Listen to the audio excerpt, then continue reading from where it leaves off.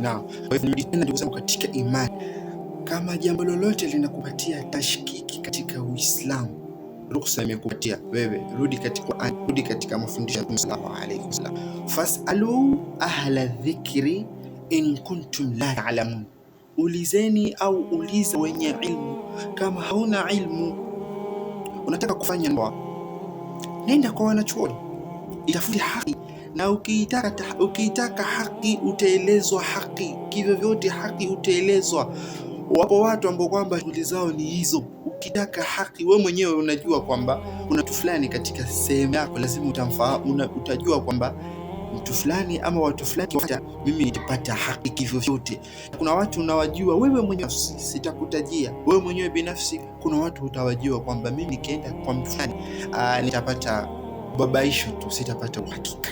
Sasa yule ambaye kwamba umemshiba kwamba atakupatia haki na ufuate, lakini usifanye kitu kwa mawazo yako, usifanye kitu kwa mapenzi yako, alafu kuna kwamba wewe umefanya ibada. La, ikiwa hivi itakuwa tunakosea Waislamu. Kwa hivyo ahla dhikri in kuntum la ta'lamun, ulizeni wenye ilmu ikiwa hamjui. Tena watu hawa muwe mmewashiba, musiwe na wasiwasi nao katika imani zao, katika takwa zao, katika ibada zao. Tukifanya au tukiwa katika hali hii tutafaidika sana. Jambo lolote katika Uislamu liko na ukweli wake kivyovyote, kwa hali yoyote. Allah subhanahu wa ta'ala ameteremsha aya yake katika siku ya Arafa, al-yawma akmaltu lakum dinakum wa atmamtu alaykum ni'mati wa raditu lakum al-islam dina. Allah anasema kwamba nimewakamilishia dini yenu na nikawatimizia neema zangu na nikawaridhia Uislamu dini yenu, nikauridhia Uislamu kwamba ndio hii dini yetu tulionayo.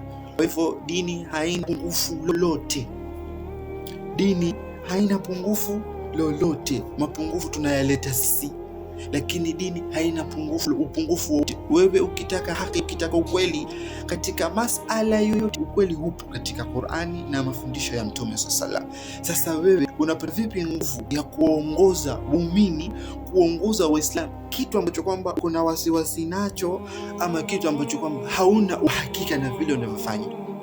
Usione utuma kwamba ukiuliza utaonekana hujui. La, hivyo ndio utakuwa unafaidika. Na ujue pia ni makosa makubwa kuongoza watu jambo ambalo kwamba si la sawa.